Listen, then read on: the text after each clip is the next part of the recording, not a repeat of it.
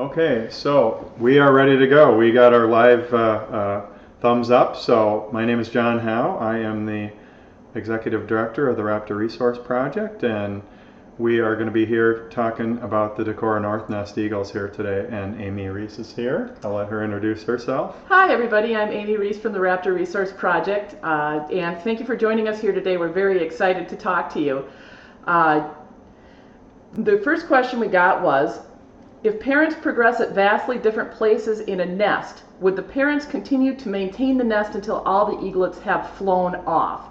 So we really haven't seen a fledge that was more than, I want to say, 4 days in any of our nests. But yes, the parents do continue to come in. The eagles don't immediately become independent after they fledge. It's kind of like a baby that's learning how to walk and then run.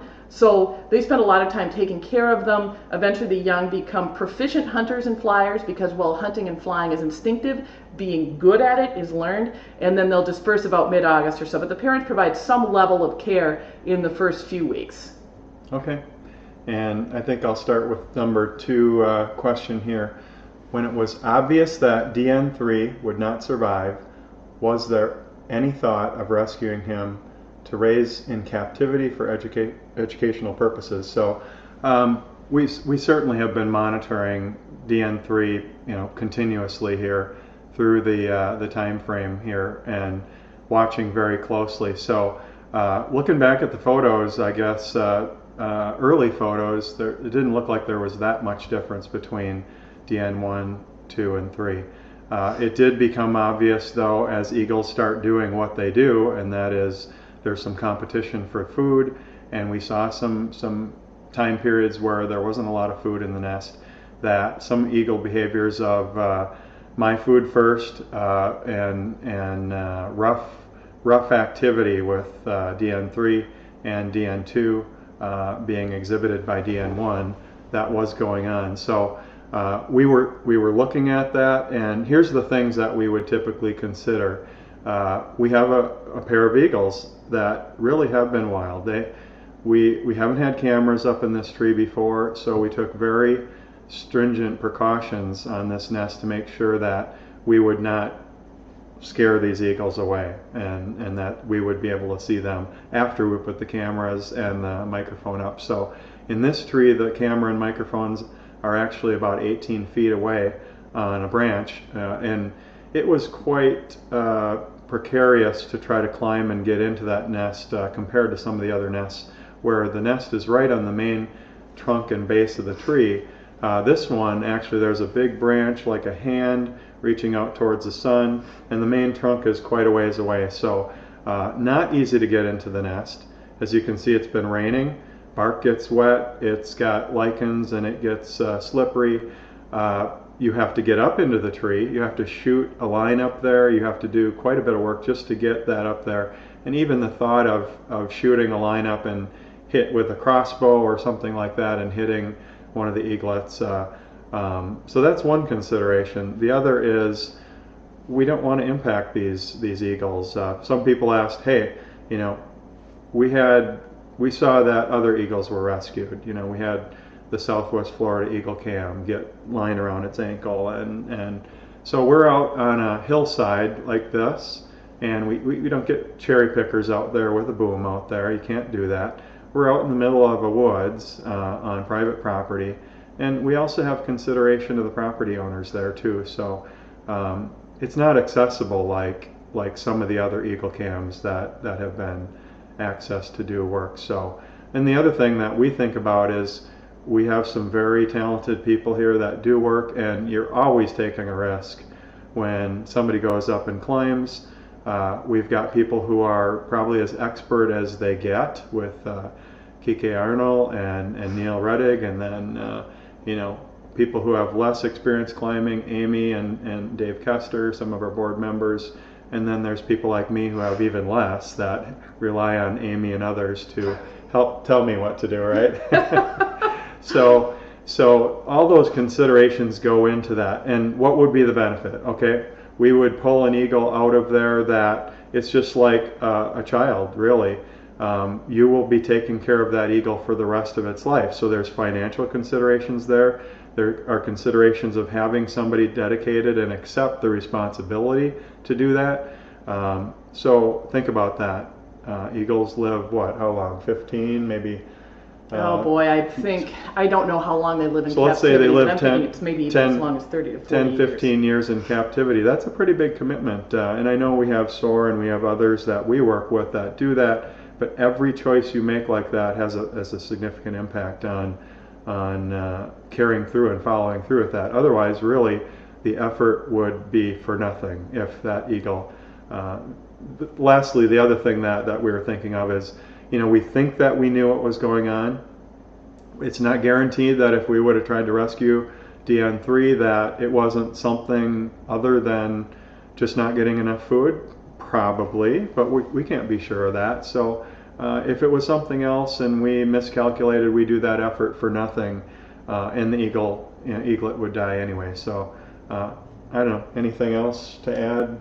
I don't have anything else to add. I guess we'll go on to question number 3. How do eagles know to return to the same area year after year? So in research that's been done, and some of it has been done by our friend and board member Brett Mandernack at Eagle Valley, we're finding out that eagles that do migrate tend to have really high fidelity also to their migrating and nesting grounds, or their wintering grounds. So if I'm a Canadian eagle, I'm nesting up somewhere in Ontario, and I come down and I winter along the Mississippi River, I'm usually traveling almost the exact same route year after year. We think among eagles that migrate, they use a couple of different methods to determine where they are. One, a lot of birds are magnetically sensitive, so they can use magnetic lines of force around the earth to orient themselves in a north-south direction. We believe they use starlight. A surprising amount of birds migrate or travel at night, so they can use the positions of stars in the sky to help orient themselves. It was interesting to me to learn. I didn't think that was possible. And then they can navigate with land features. If you look at the Mississippi River, for example, it is a very navigable feature. It's clearly seen from the air. It would be an excellent thing to migrate along. So would say any coast, so we have flyways around the coast, so our mountains. So there are all these land features that we don't think of because we don't think of being up in the air to look at, but eagles can see them very clearly, and we believe they use them to navigate as well. So there are 3 primary methods: visual navigation, starlight for birds that travel at night, and we've seen it occasionally in eagles wearing transmitters, and then magnetic sensory organ in their head that helps them feel lines of force. Right.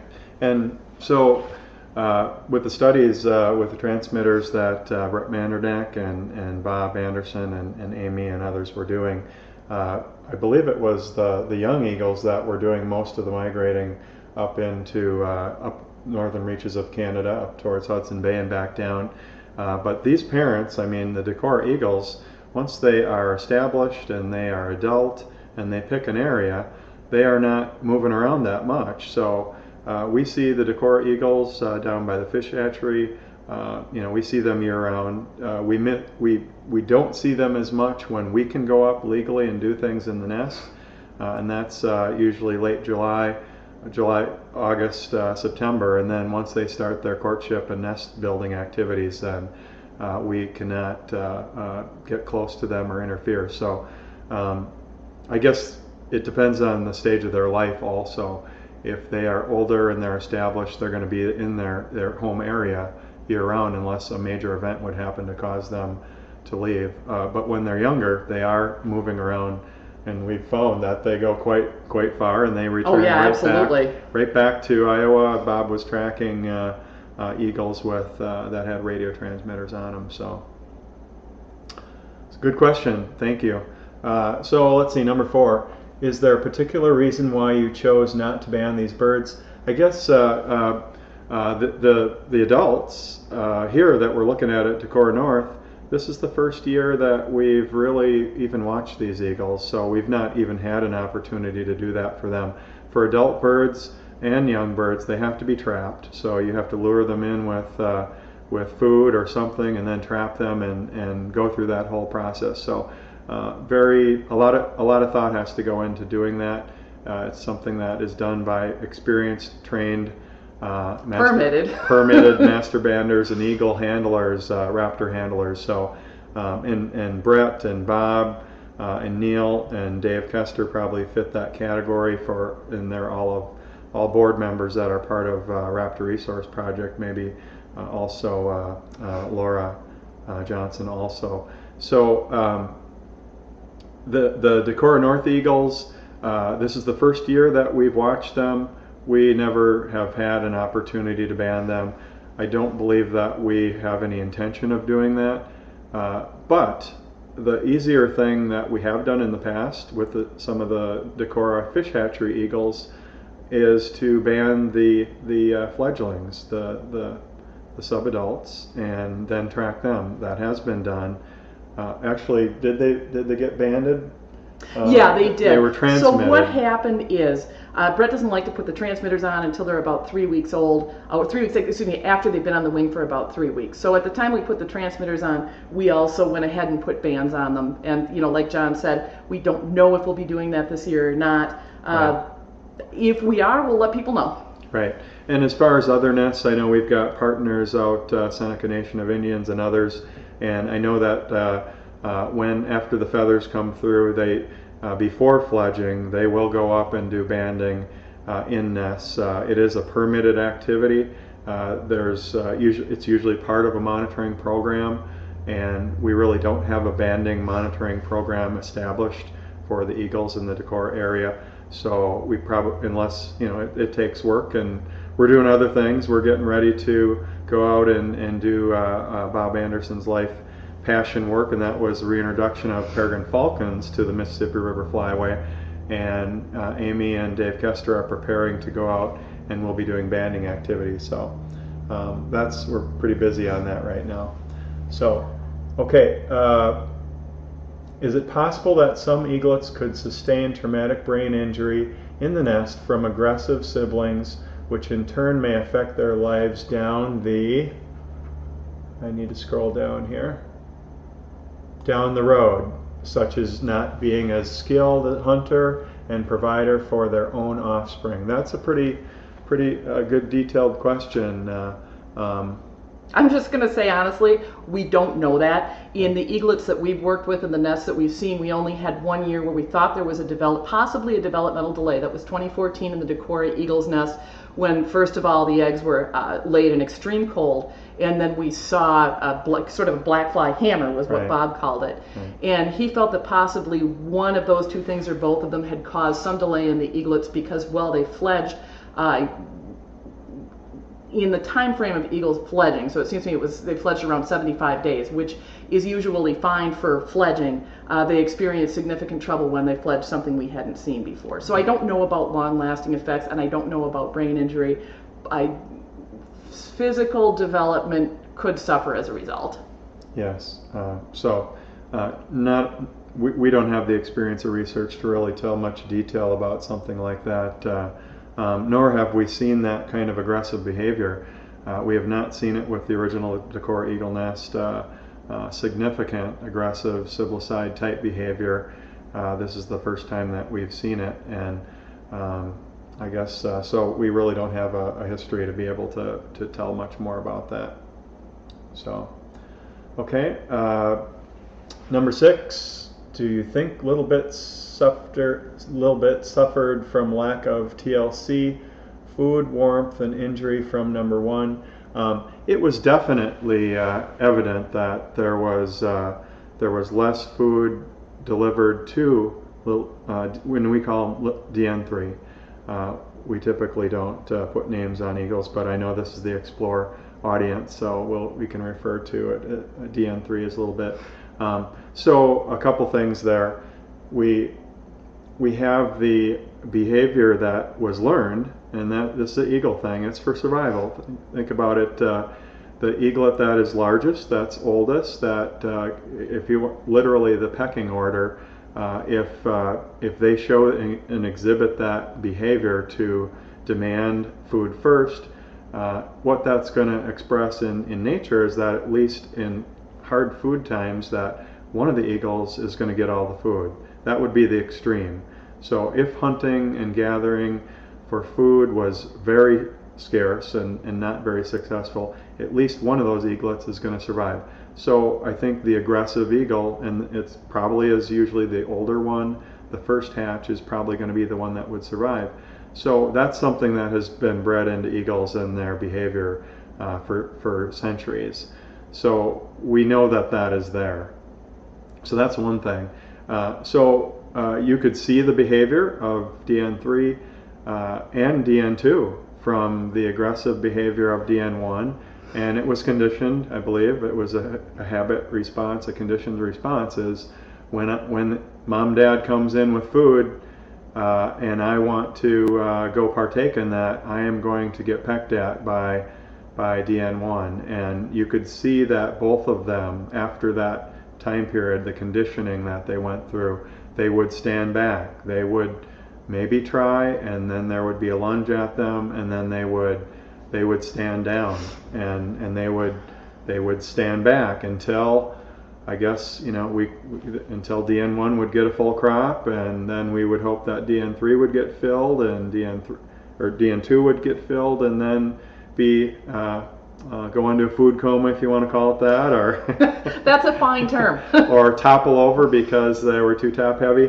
and then DN3 would get some food. So that was definitely something that we saw. So the behavior that they learned, the pecking order, if you want to call it that, for available food, and then the amount of food that's there, those were things that did affect that. And Amy, you were talking about just the lack of the thermal down, all of it coming in, and some of the cold weather that we had. Yeah, it all kind of came in together, I think. And I was actually pretty hopeful until about midday of the day that DN3 died. I did think eagles are very hardy. He'd shown, we don't actually know the gender, a lot of sort of spunk in the nest. So I was hopeful, but as the day came on, the weather was cold, it was damp. The parents were more attuned to the brooding needs of the oldest two, and the older two really didn't need daylight brooding anymore unless it was very wet like today. So the parents weren't brooding. DN3 kept trying to crawl onto the other two, and by and large they submitted to that, but they don't know how to brood. They weren't intentionally brooding DN3. They were just providing some warmth as everybody cuddled together. So, I agree with John. It was kind of a combination of all three things. There wasn't any one thing. It was one thing after another. Right. And the first part of it, lack of TLC, I guess we do see a little bit of difference, and that's one of the things that we thought would be very interesting. There's big differences between these two pair of eagles. One is kind of like the country eagles, and the other is the city eagles. So we got the country eagles have one of the largest nests that we've seen, up to 9 feet in diameter in one direction of the axis of the nest, about 7 in the other. And so one of the things that we noticed is it looks like the parents aren't right near the eagles quite as much as they are at the original Decorah nest. So we've been seeing some differences in behavior like that. I think people had asked, hey, where do they go? And we've been looking around, and usually when we pan away from the nest, we'll see that a parent is lurking nearby. And they're around, but they are not feeling the need, I guess, to go and sit next to the younger eaglets in the nest. And I don't think that that's a problem for the two now, DN1 and DN2. They've got their thermal down in, and I guess you've seen, I was just watching before, and we saw another eagle term, the mombrella, forming, to shield them from the rain. And so we'll see that when the weather gets colder and the rain comes down, that the parents will do that type of thing. I guess it's dadbrella if it's the dad, right? Pop tent. Okay, pop tent. Okay, so the next question is, how much food do you estimate a chick needs daily to survive? And I actually went to the board for this one because I truly do not know.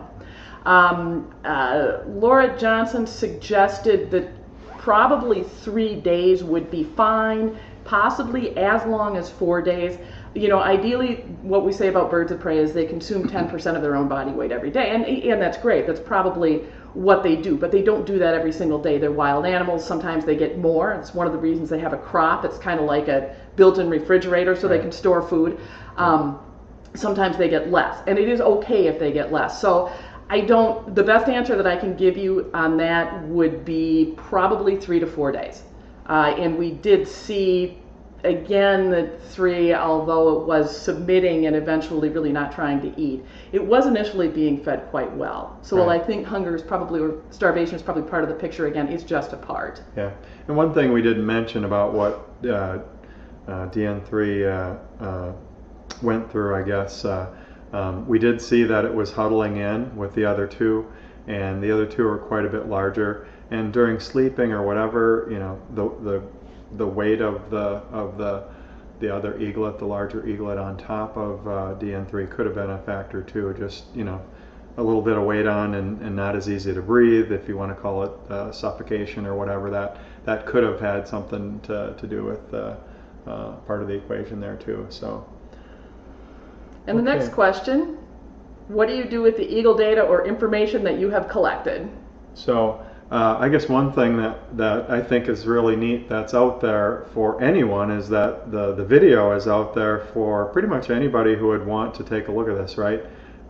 We do have the Collective Commons or yes, yeah, licensing type thing about rebroadcasting and using the video, but anyone can watch the video and make little video clips and do things and compare things. So there's that opportunity for anyone at the grade school level, at the college level, at the research level.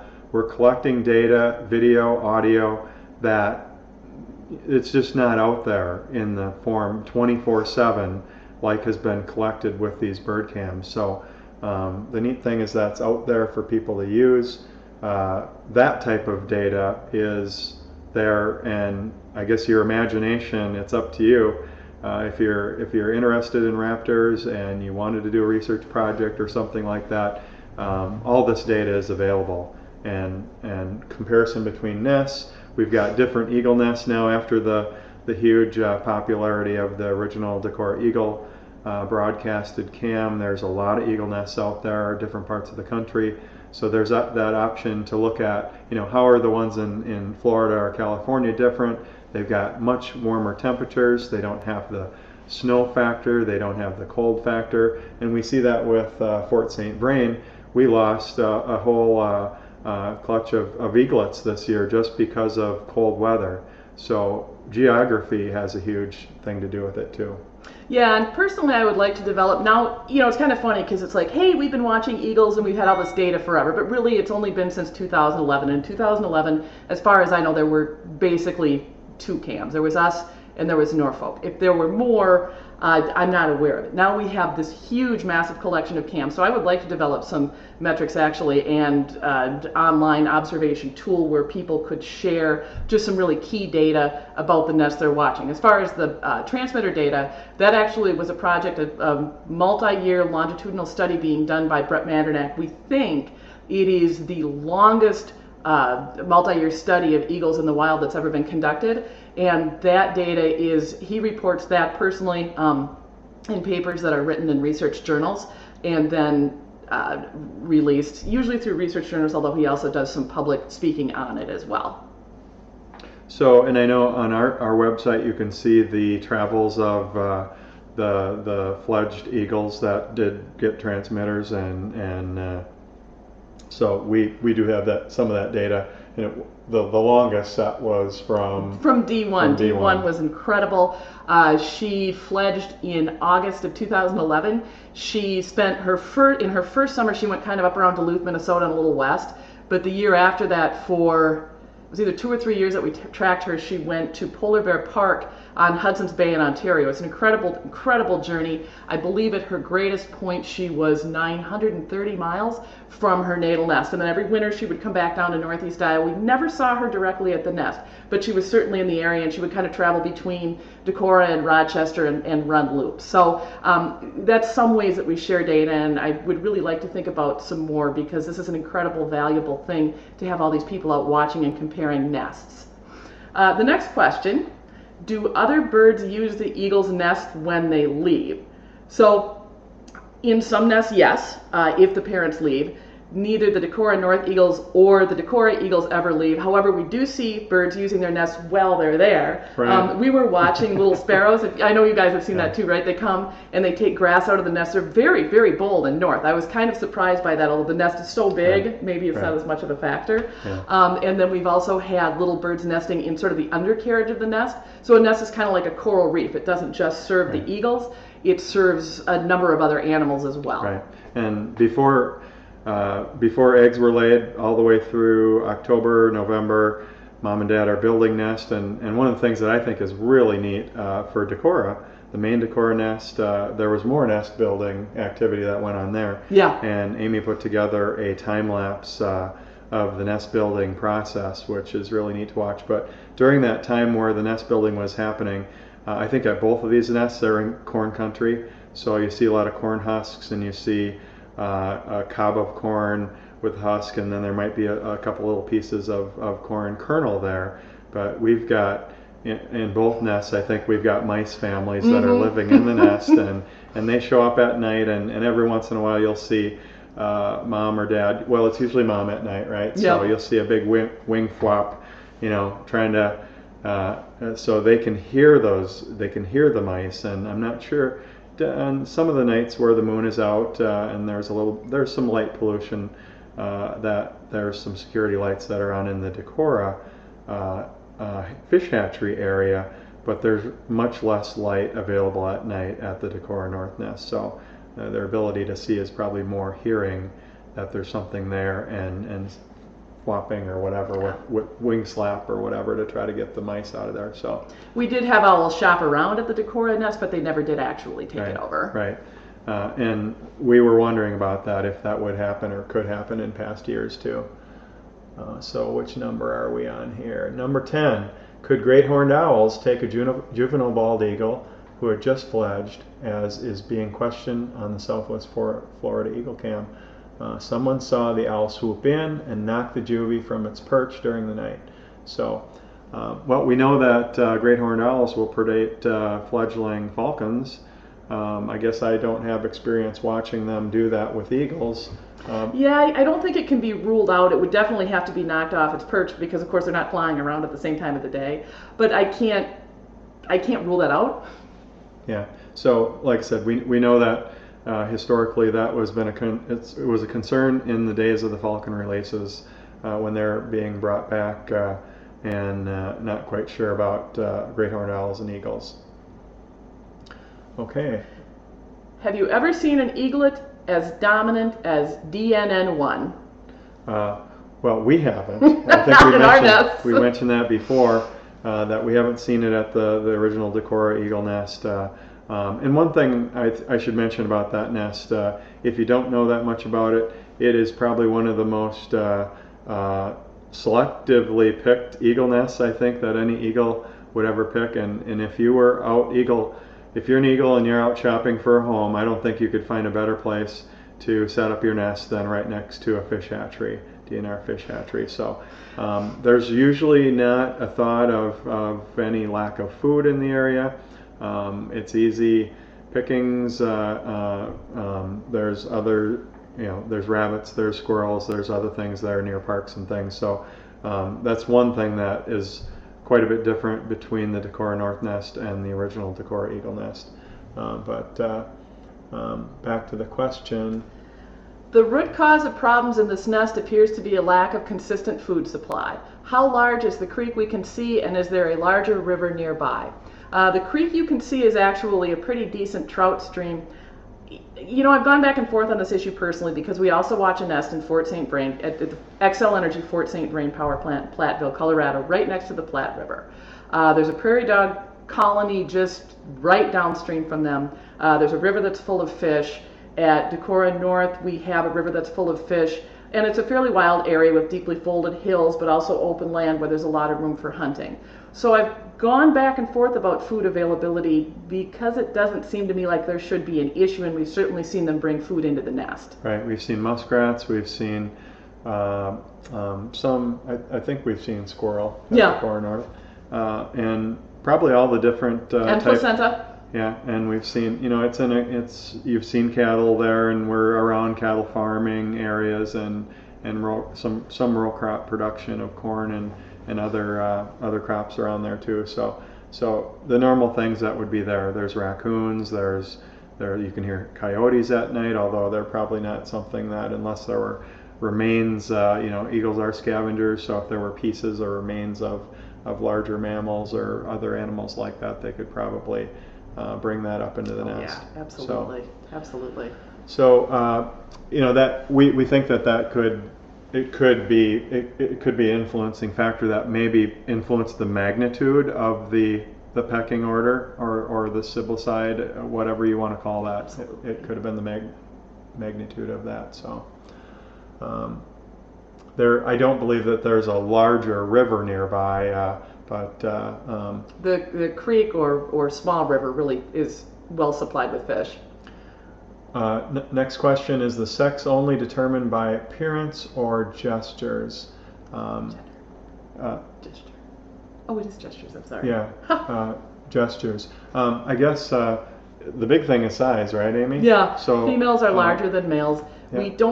We tried not to make guesses on camera because cameras, even really good cameras like we have now, thanks to John, they can foreshorten. You can have big males and small females. So in general, when you're looking at an eagle, the larger one is the female. Now, if you're out in the field, let's say that we did decide to ban these guys, we would take measurements. You look at bill depth. I want to say culmen depth. And I believe hallux claw, but I could be wrong about that. And basically, the bigger on those are the female. And in general, like when I'm kind of making a guess, officially, no, we don't announce a gender unless we've done the measurements and know for sure. But when I'm making a guess, I tend to look at size and then also beak depth. And then the connoisseur, a lot of eagle watchers say, so that part of their mouth in the female will extend further back. However, I can also say I've seen camera angles with mom and dad where we know who's who, that can be very deceptive that way too. So Right. In general, size. Right. And if we're talking about adult eagles, and how we tell the difference between the two, there are some similarities between the two females at the original Decorah nest and Decorah North. The female has a little bit more of a brow ridge, and then there's a little bit more of a sunken in or darker colored shadowed feathered area below the brow in the eye area there. So, and very interesting, I haven't looked and specifically looked for it. Maybe Amy can answer this in Decorah North with the female, but female at Decorah has small dark black feathers in the brow area, the top of the head, along the face, and even underneath the beak, along the throat. So I don't know. We have the capability to look that close at mom at the North Nest, but I guess I just haven't looked at that yet to see. But no dark colored black or dark brown feathers on dad. No. And no, dad that's had a big snowy distinction, right? So that's one of the easier ways to tell them apart. And then mom at Decorah North, this is not true of all eagles, so this is not a blanket statement, but the Decorah North mom has some white kind of on what we call her pantaloon, so down by her legs, so look for that. Okay. As this is the first year to have the cam on the nest, is there any history of these adults? No. We know that this is the third nest on the property, and that is all we know. Right. I guess is the most I can tell you is that when Bob and I were doing reconnaissance for this nest last summer, we were scouting out the area and we looked down into the woods and saw a fledgling, and so the best we know is that there was at least one eagle that survived and fledged last year, and so at a minimum there was one. Okay. In regards to bald eagles, is it considered scientifically taboo to apply human emotions to them? I've noticed the anthropomorphic observations have been made quite often.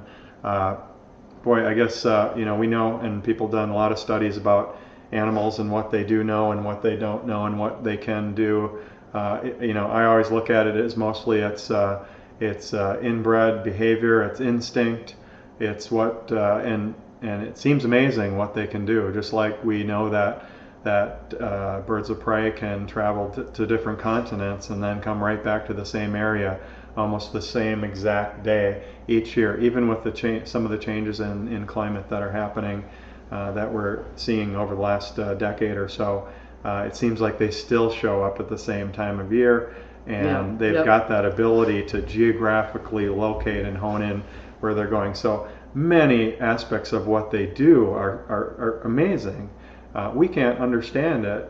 Researchers try to figure that out, and I know Amy mentioned some things about their ability to align with different factors of their surroundings. But as far as cognitive abilities and thinking, and cognitively feeling pain and things like that, it's only just a jerk reaction of an animal like that. So I guess I'm going to give you a little different opinion than John, but I am going to preface this. This is something that gets argued about a lot. It is far from settled. When Jane Goodall started her work with chimpanzees, you would never ever give an animal a name, and considering that an animal could possibly have an emotion was as unscientific as you could get. Just turn in your PhD badge and get out of here. Now, Frans der Waal, who's a great primatologist, just did a book on animal emotion, and in listening to him talk, what he'll say is that yes, animals do have emotions. However, we make a mistake when we think they have the same emotions that we do all of the time. So personally, I think that we see some emotion there, because I don't believe they're emotionless, but they don't have the same emotions or the same behaviors that we do. If we had a child die, for example, we would not then take the child apart and feed it to our other children. That would never happen, but we see it in eagle nests. That's not bad. It's just the way they live. Similarly, well, I believe that they're attached to and bonded with their children to some degree when they're in the nest. I don't know what it feels like to have the fishhook call of dispersal pulling at my mind, taking me from everything I've known. I think that must be fascinating. I would love to know what that feels like, but I don't. So is it scientifically wrong to ascribe any emotion at all? It's been considered so for a long time, but that's starting to change. Do we ascribe them our thoughts and our emotions and our ways of life? No, because then we devalue theirs. Right, and there's a difference there between primates that are more like humans, right, and then raptors, birds of prey, and others as far as that. Certainly with primates, in other mammals there would be a little bit more of a scientifically proven possibility of things more like a human. So we don't tend to say they're a deadbeat dad or things like that. Those are things that people might try to connect something like that and say, I don't see him here. I think that he should be feeding them. He should know better and know that he needs to do that, but there is obviously no connection for anything like that. And that's what we try to help remind people. We know that people don't have the same experience that we do in looking at these creatures and these amazing raptors, eagles in this case. So the best we can do is educate, right? That's what one of our prime missions is, with the education of school children and other people that watch these for pleasure and really just to get connected with nature and watch what's going on. So I think it can do a disservice to them and maybe it's more of a problem for the person who's projecting the human tendencies onto an animal like that. That's not what they're experiencing and going through. So that's why we want to try to make sure that people don't make that mistake. So, but it happens. Yeah, it does. And the deadbeat dad actually was a very good comparison in a case where we're projecting our lives onto their lives. So that was a good example. And one thing that we noticed, I think a lot of questions came up. There was one specific day I know, because I'm looking at the cameras and moving them around and adjusting light settings between night and day each day since I think September. So get to see it every day. We saw some territorial issues come up, and there were questions about why aren't the parents at the nest and where are they going, what's going on. So we've seen that more at the north nest than I think what we've seen in the past. I know we've seen them notice others flying by at the Decorah original nest, but it seems like it's drawn them away from the nest longer lengths of time up at the Decorah north nest here, and what we've been observing here this year. And we did see a subadult come through, and we saw some really interesting behavior there. Some muted calls, and then just the spreading out of the wings to protect the eggs and the young there too. So, okay. Which one are we on here? How long has this pair been nesting at DNN? We know it's the third nest on the territory. I believe it's the third year of this nest. We had 1 year on another nest and maybe 2 years. So I think we've got 6 years here, but we don't know if it's the same pair. Okay. Yeah, that's all we know. How far can an eagle see? I know they got great eyesight. I'm sorry, I don't know half that a one mile, off the top of my head. It's unfortunate we don't have a mod or two in this one, because they could probably tell you Right. off the top of their heads. That's not a piece of knowledge that I have. I can tell you it depends on the humidity, and is it a clear day, and that's about as much as I can say. Is it dark out? Okay. Since Iowa is an area that gets severe storms, would the mother protect the eaglets if a storm hits, or would she abandon them? I think we've seen that, and we've seen it through the winter. Yeah, absolutely. One of the neat things about watching eagles up in the northern territories here is how they handle the winter weather, the snowstorms, and just an amazing structural component of an eagle is the insulation effect of their down and their feathers and things. And at the north nest here, we saw what we had seen other years at the original Decorah nest, and that is how snow can fall on top of an eagle that is incubating Yes. eggs over the night, and there's not even the least sign of any snow melting at all from body heat. Oh, it's extraordinary. The heat loss, I think if you tried to put a infrared heat camera to see if there's much of a heat loss or a signature coming off of that eagle, it would be very minimal.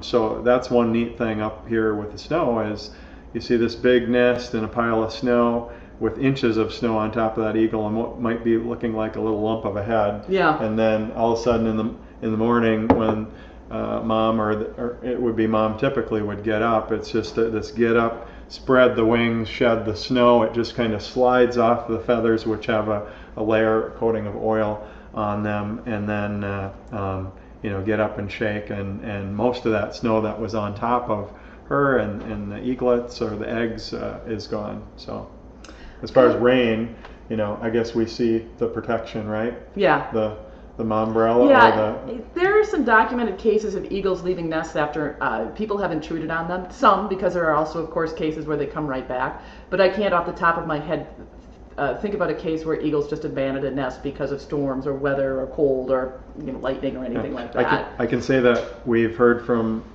researchers that we know about eagles abandoning the nest when there were young eaglets there from human activity. And things like that. So, that's one thing that we considered is the this whole effect, rescue. this whole issue of would we do a rescue Yeah. when you've got two healthy eaglets there.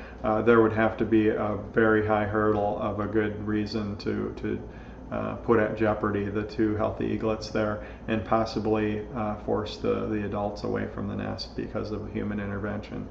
Okay, so the next question is, can you talk a little about pecking order as a behavior pattern in animal groups, maybe as evolutionary strategy under resource scarcity? Could this help us understand how the parents interact with their offspring? So, John, we kind of answered some of this we have already. answered some of this. So, John talked earlier about pecking order, about resource scarcity, and about how resource scarcity might impact pecking order. And it's also well documented in bald eagle nests. We haven't seen it in Decorah, and we know that the parents there just pile prey up in the nest. So, it definitely occurs.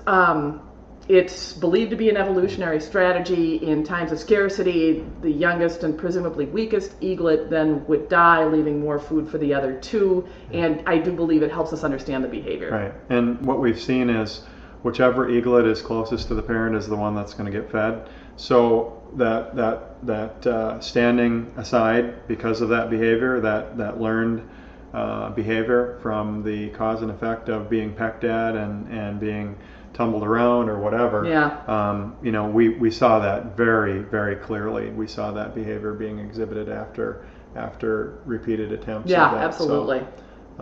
So yeah, the one that's closest by is the one that gets fed. It's not like, okay, we're going to divide this up and you get this equal share and you get this equal share. And I'm sure that many people have gotten some neck strain from moving over and wanting to move an eaglet Or physically, come on, physically move an eagle over closer towards the parent, or hold one of them back so the other one could eat. You know, we all have that feeling, and we all kind of tend to do that kind of thing. But that's a human. It's normal survival behavior for them. So we have, how can you tell a male from a female bald eagle? I've read that female raptors are larger, but is there any other way? I usually see them alone. Out in the field, the only way you can tell a male eagle from a female eagle is size, period. The only raptor I can think of off the top of my head that has any other sexual differentiation is American kestrel. The males are not only smaller, they have a lovely, really pretty shade of blue, and the females do not have that. There could be some other raptors I'm unaware of that also display color sexual dimorphism, but bald eagles do not, so size is the only thing. Okay. More and more, we're seeing delayed incubation of eggs. Is the situation that occurred at the nest a good reason for this delayed incubation in order to keep the eaglets approximately growing at the same rate? So I'll let you start off with that one. Okay, that's really an interesting question to me because it's something that we ended up talking about ourselves. So bald eagles don't normally delay incubation because the temperature that they lay eggs at will not allow them to. If they didn't sit on the first egg, if you're laying eggs in whether that's below freezing, you have to sit on them right away. Otherwise, it won't just be that you'll have suspended development within the egg, which is fine. The egg will actually die, the embryo inside will die, and the egg can freeze and crack. So that's not normally an issue with bald eagles. There was a lot of discussion about whether that was something we saw this year. Because it did seem like the eagles were staying off their eggs a little more than they normally do. And I can tell you, actually, we have several peregrine falcon nests, including the awesome Great Spirit Bluff nest, where we had 4 hatches on the same day. Peregrine falcons usually delay incubation until the 3rd egg. They, however, then normally sit down and incubate all of the eggs. So you'll see some staggered hatching. And we're really seeing a lot more nests hatch with more young hatching together at the same time this year. So if you can delay incubation, absolutely it's a good idea. Because it's better to have all your young at the same phase of development when they grow so rapidly. So everybody that needs brooding is being brooded at the same time. Everybody that is learning how to eat by themselves as opposed to having parents stuff food down their mouth is having that happen at the same time. Everybody's the same size, so you don't have bigger eaglets or other birds sort of hiding out the food and establishing such a severe pecking order. However, that can't always be done. We may have seen some delay this year, but I don't really feel comfortable saying that until we have it's something more than anecdotal evidence. And geographically, down in Florida, California, you probably wouldn't expect to see a temperature effect there of worrying about the eggs getting too cold and then not being able to hatch because they froze or whatever. Up here in the north, in the colder winters, that would be an issue.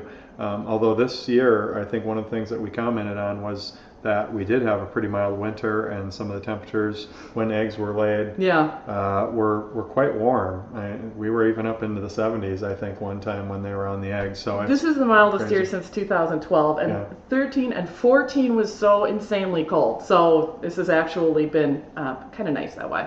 Right. At any rate. Okay. Could you explain incubation and why some eaglets wait to start incubation until all eggs have been laid and others do not? So we actually just kind of covered that. Yeah, it really has to do with temperature. Eagles in the north have to incubate immediately because it's cold out. Eagles in warmer regions do not. So some eagles may delay incubation. I haven't read much about that subject. Eagles in the north do not. Okay. DN2 seems so submissive to DN1 and also drops its head to mom. What are its survival chances as it gets older? I thought it might struggle, but someone mentioned that it might do better since it has to work to get food now.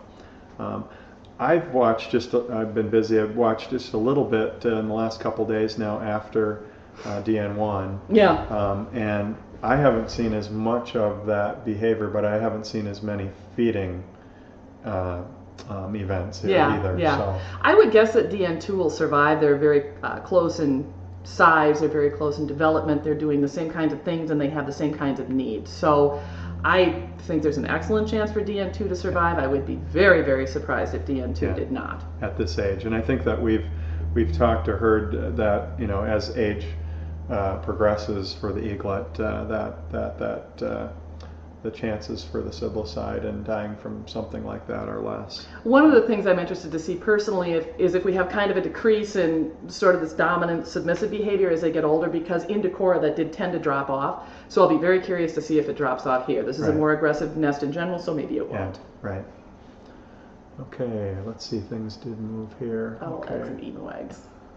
Owl eggs and emu eggs move when a sound is made, such as a whistle or parent call. Do eaglets make sounds before pipping, and can the parents hear it? Yes, they do. In fact, it's kind of cool. So in the last couple of days before hatching occurs, an eaglet moves, or any bird, moves its head up into the airspace at the top of the egg. If you ever had a hard-boiled egg, when you crack the shell, you know how there's that little space in there? So they separate from this membrane inside that's been sort of feeding them diffused oxygen for the whole time, and they start actually breathing air with their lungs for the first time. It's actually one of the reasons that eaglets either tend to die in the first 3 days, embryonic eaglets, in the egg, or in the last 3 days in the egg, because they never use their lungs until they're about the last 3 days in the eggs. So after they start using their lungs to breathe air, they start making noises, and the parents will start sounding back at them. Now, it's my understanding that this is really important in an altricial bird like a bald eagle, because bald eagles hatch blind.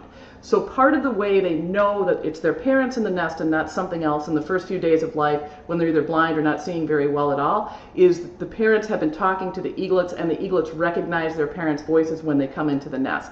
And I sometimes wonder if you listen over at Decorah, what we call mom's tea kettle whistle, which starts real soft. I sometimes wonder if that isn't actually a food soliciting sound that's very similar to young eaglet's food soliciting sound. So at any rate, yes, they do make sounds before they hatch, and the parents and the children talk back and forth to one another prior to hatch, which I think is just super cool. Okay.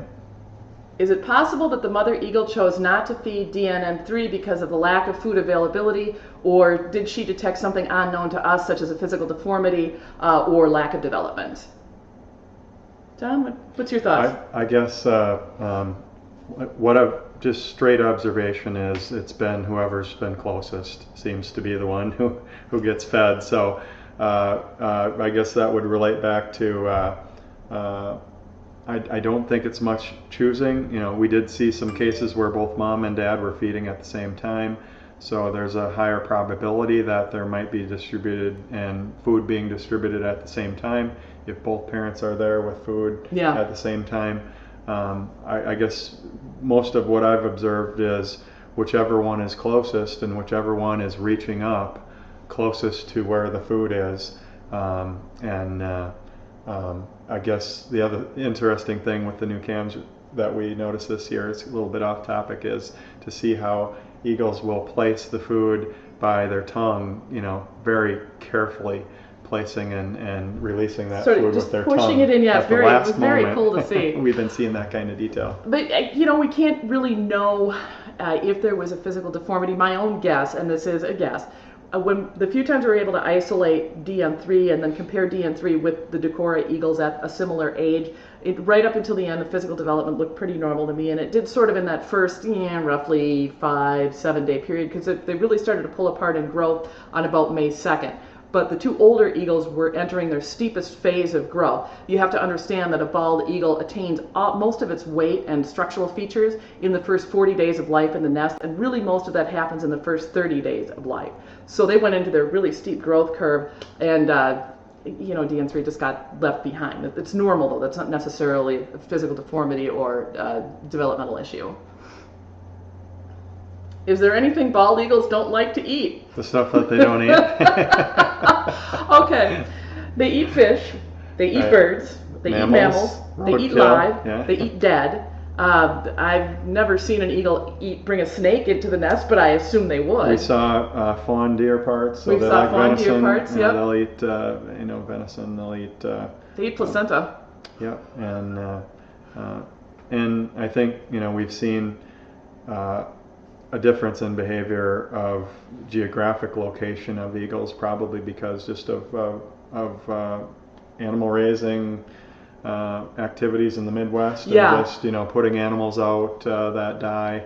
The eagles and other birds, turkey vultures, others will go to those areas to get food and feed. So we know that they like just about anything that's got protein, and that's it could be live if it's a fish or dead. So one thing that we saw a couple years ago, it wasn't at our camp. It was in Florida, and I don't know which Florida camp it was. Somebody put a pot roast out for the eagles, and they brought it to the nest. That's not a good idea. There are things you don't want to feed eagles. For example, people who find injured birds of prey will sometimes try to feed them hamburger. You shouldn't do that because it has a really high fat content. Fat is mixed in to make hamburger, and that can get onto their feathers and harm and injure their feathers. So, is there anything wild that an eagle won't eat? I haven't seen it. In fact, they eat turtles at Fort St. Vrain and along the Mississippi River. But can we put anything out and feed them with it, like pot roast and hamburger? No, don't do that. Okay. I'm just going to go with the one I see here. Did this pair originally build this nest, or was it there? This pair originally built this nest. The only eagle's nest we ever did build was N2B, and the story behind that is probably most of you know. The tree snapped in the wind and the nest fell. Bob was very distressed about it, and our friend Neil Reddick said, hey, why don't we try building a nest? And we did, and it worked. But building eagle's nest is not commonly something we do. I think it's a useful management tool, but it's not something we do normally. Right. So we believe that this pair did build the nest. In captivity, birds of prey are kept on strict food management so that they are at an ideal flying weight. Is it important for eagles in the wild, or does it not really matter? I'm going to say it doesn't really matter, and here's why. Eagles in the wild have to be able to go through times of food scarcity and food abundance, and they have to be able to adapt to both. So birds in captivity are living a completely different life and have different needs than birds in the wild. And so no, if an eagle finds a food, it'll eat it, usually from what we've seen, as much as it can. And if it doesn't find food for a while, that's okay as well. That's what that crop is there for. Eat what you can while exactly. eating's good, right? Put the food in the refrigerator. Right. And we've seen that up in the nest too. I think that is one probably a good observation, at least early on. Back down in Decorah, we were amazed at what food showed up in the nest as soon as the first egg hatched. It was like 6 fish in one day, and there's a fish hatchery right over across the street. And then a bird, and then a squirrel and a rabbit, and so whatever is available, it looks like will be brought up there. It looks like a little bit different availability, a little bit more scarce pickings, whether it's more competition up in that area with other eagles or other critters that are raccoons or others, fox that are grabbing whatever carrion and stuff is out there. I don't know. Oh, interesting thought. What are eagles' animal predators? That's an interesting question. An adult bald eagle does not have very much in the way of predators. A peregrine falcon will attack it, but when you think about a predator, this is something that's attacking it to eat it, not to drive it away from its nest. So an adult bald eagle really has no predators. Raccoons will predate a nest and eat eggs or young. Great horned owls will predate a nest. We had that happen at Eagle Valley back in 2014. I know a red-tailed hawk flew into a Duke Farm eagle nest once. I don't remember the year. It did not go well for the red. Do you remember that? Yeah. It didn't go well for the red-tailed hawk. So really, off the top of my head, all I can think of would be raccoons and great horned owls. I'm not going to rule out any other sort of aerial predator that's really hungry and sees young. Adults, nothing. That's what we've seen. Okay, we're coming down to the end here, 3:59. So. Let's see, any good last ones here? Okay, you guys, I'll put the link out for the time-elapsed nest footage. I'll put that at explore.org, but I'll also put it on our website. We do have a YouTube channel. I think it's youtube.com/Raptor Resource. But I'll put those links out. You can also go to our website at www.raptorresource.org, and we have a lot of information there. But I will make sure that those links are available for you. So I guess we'll wrap it up. Thanks for listening. Those or watching. Those of you who have tuned in here. Hopefully we've answered some of the bigger questions that you've had, and thanks for joining and watching explore and doing what you do. Don't get some good activity. Don't vegetate too much, right? Watch these cams. What's that? Don't want to take any more. I'm sorry? Do we want to take any more questions? Oh, we can.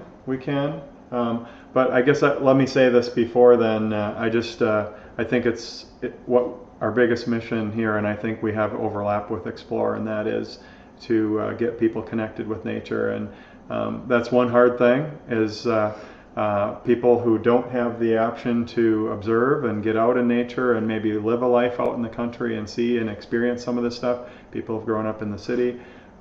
You don't really get to see and experience some of those things that you see about animal behavior in the wild. So this is really a neat opportunity to get connected with the reality of what goes on out in nature.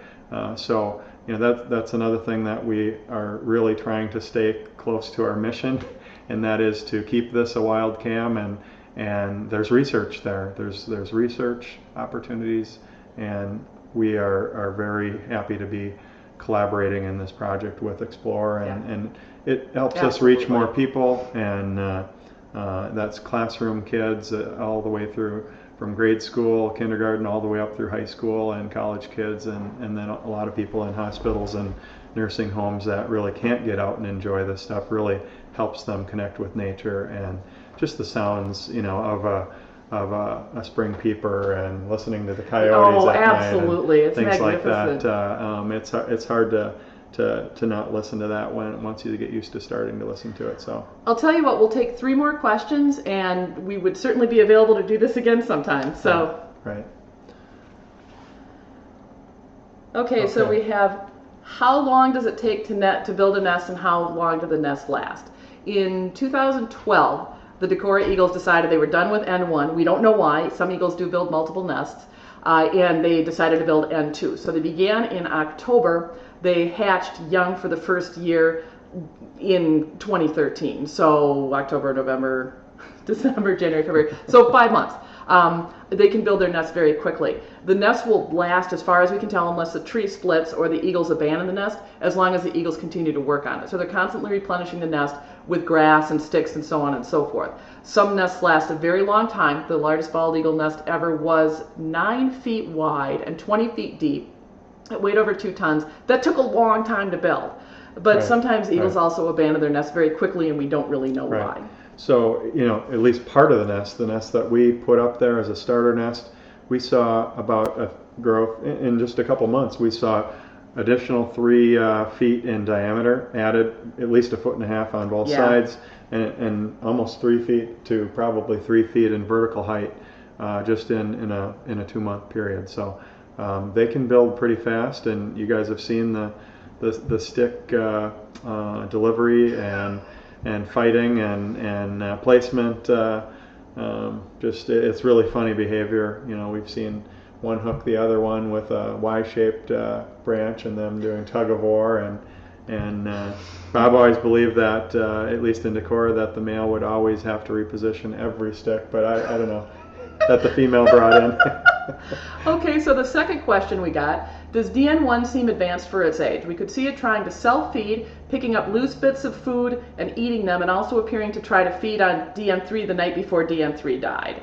Would getting the lion's share of the food cause an eagle to develop any faster than normal? So there are some physical constraints that it can't really develop, I guess, faster than it can build cells and structure. So, personally, I don't think it's a precocial eagle. And watching it, if you look at the time frame, they've got 80 days in the nest. The first 40 are spent growing body parts and getting big and developing these behaviors, and the last 40 days are spent growing feathers, wing exercising, flapping, learning how to, they'll start self-feeding, but really learning how to unzip a fish, really tear into it, mantling food, and so on and so forth. So personally, I don't think DN1 was more advanced than I would expect an eagle to be when I compare them against the data we have from the Decorah eagles. They look well within the framework of normal eagle development to us. We can certainly say from what we saw that it wouldn't have had any delays in growth because of lack of food. That's a fact.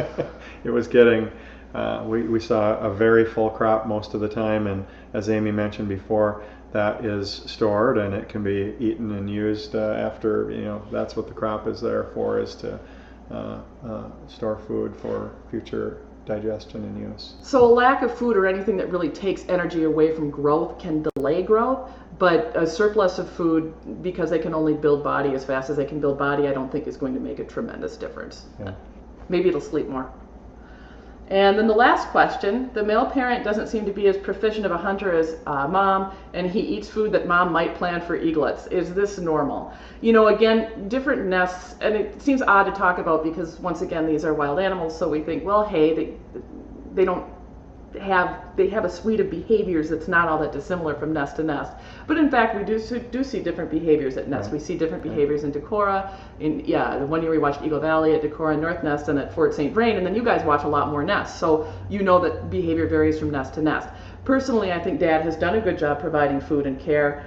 I can't speak to whether or not, Mom wants to save this food and Dad goes, hey, I'm going to eat it. That's not something that I can answer. And the other thing that we don't see away from the nest is how the parents are eating, their meals on their own, and what's happening away from the nest. So it's pretty hard to tell what's going on there without the full picture of what's happening there. Many of the raptor species, male will bring in food for the female and for the young. And, yep. And we see that a lot with falcons, and I'm sure that's with others.